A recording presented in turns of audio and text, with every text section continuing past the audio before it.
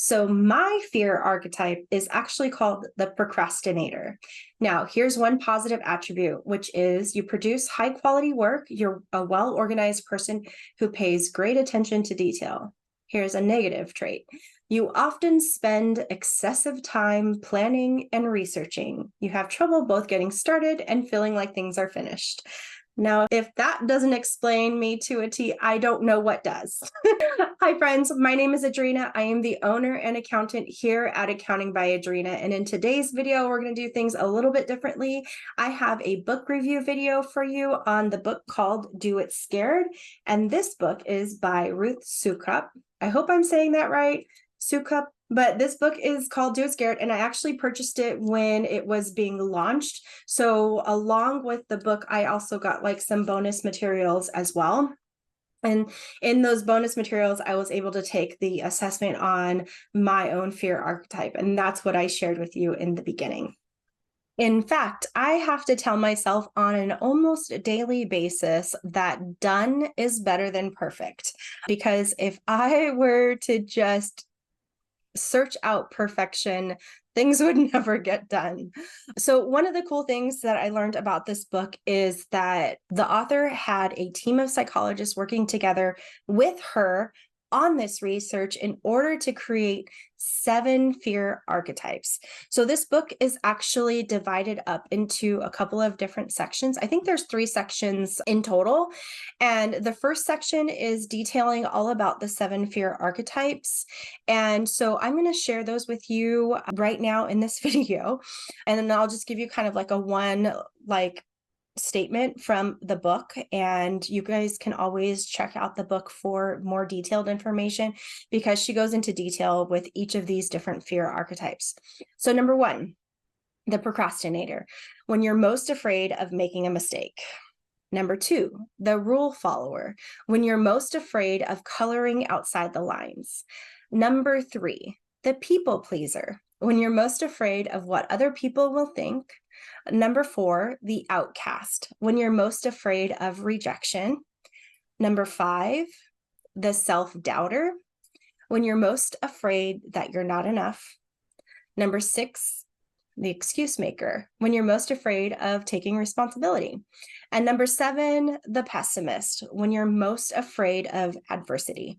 Now, in this book, she actually gives some pretty tangible examples of each of these different fear archetypes. And so I would definitely highly recommend you going back to this book to read through those to see which one resonates the most. But just based off of those statements below, I would love to hear back from you in the comments below on which fear archetype you think you are based off of how it resonated with you when I read it.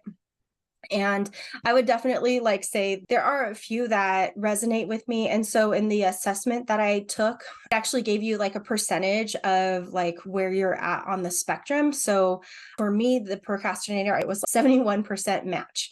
So, there's a couple other things that you get with just that higher one. So my second one would be the people pleasers and the rule follower. So the people pleaser is 57% match, and then rule follower is 54% match for me. As I mentioned before, the book is divided into 3 sections. That first section is dedicated to all of the fear archetypes. The second section is a very personal telling on Ruth's background and her upbringing, and how in her mid-20s, she felt like she had hit the bottom of the barrel with nowhere to go and nothing to live for. I felt like this section was truly transformational and inspiring. And the last section brings it home with practical ways to think in terms of big goals and making an actionable plan for yourself to accomplish those big, scary goals. I think people often refer to them as big, audacious goals, or big, hairy, audacious, scary goals, or whatever the acronym is. I wanted to quote a little paragraph from the book to you. It's on page 123. But here's the problem with waiting to be rescued. Life doesn't work that way. Most of the time, the people around us are far too busy trying to keep up with their own busy, chaotic, and frustrating lives to worry about saving you from yours. And ultimately, that makes waiting to be rescued just another excuse. Like playing the victim, telling ourselves we can't do something because we don't have anyone to help us along the way is just one more big fat lie. You don't need a hero. You are not a damsel in distress. I thought that was so important because I always felt like when I was growing up, like I was waiting for the opportunity to come to me. I somehow thought that I shouldn't be the one to seek out opportunities, but that the opportunity should seek me out. But that was like a really twisted way of thinking. And fast forward 30 years, and here I am creating all of these opportunities for myself. And I would have never even thought to do that. I would have never even think that that was what I was going to do with my life. And I mean, yes, a good portion of that is all about who you know. And another portion of that is breaking out of your shell and networking. Sometimes you have to be the one to take the first step to create the opportunity for yourself. And it's even something that my mom drilled into me when I was growing up, is that you have to stand up and speak up for yourself. My mom always had like such a solid work ethic, and that was something that I always looked up to, like in her. And I always appreciated the way that she kept her work ethic no matter what she was going through in life. And we had kind of like a little bit of an up and down in my upbringing, so that was always admirable to think about and to look upon. I think it's also worth mentioning at this point that the author is a proponent for finding your tribe, finding a mentor, and basically creating a support system for yourself, like those that are trusted individuals where you know you can turn to and ask the hard questions. And for me, it's about business, right? So for me, I'm always looking to a mentor. I have people on my team that I always look to, and people in my life that I receive feedback from, whether positive or negative. And so I always make sure that I have a trusted group of individuals that I can go to and ask those really hard questions and receive those really hard pieces of feedback. Not only was the last section of Do It Scared super helpful for as far as like envisioning what your big dreams are and how you can make that big dream a reality, but the middle section where she is vulnerable and she opens up to her audience, really, really, really raw and vulnerable. And it's so helpful because I think we need to see these types of examples in our lives. We need those moments where we can relate to not having it all and not being perfect. And even for me, with starting this business, I needed to start from somewhere. And whether or not it is successful in my mind is not the right question. It's how am I showing up for myself and for this business every day?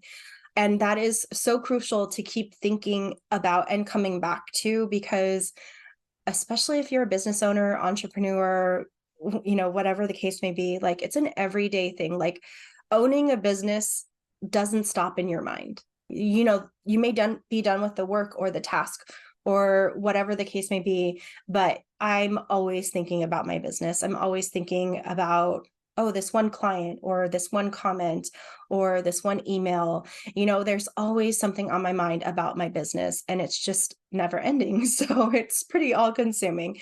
And so making sure that I'm showing up for myself, for my business every day. And how am I doing that? I want to leave you with two last quotes from the book, and I think it really drives the point home. So the first quote is from page 138. And she says, "There is a fate worse than failure, far worse, a consequence of not trying that will ultimately haunt us far longer than the repercussions of making a mistake or the fallout from trying and failing. It's the pain of regret." Page 167, she says, "Don't forget, the flutter in your stomach and the tightening in your chest are indications of the good kind of fear, the self-preservation kind of fear that kicks in when you need to do things that you don't think you can do." Now, with that, I would love to hear your comments and feedback on these types of videos. Go ahead and leave that down in the comments below. Make sure you give this video a thumbs up and make sure you're subscribed to my YouTube channel. Check out my weekly newsletter. I'll also link that down in the description box below. All right, friends, that's all I have for you today. I'll see you guys in the next video. Bye for now.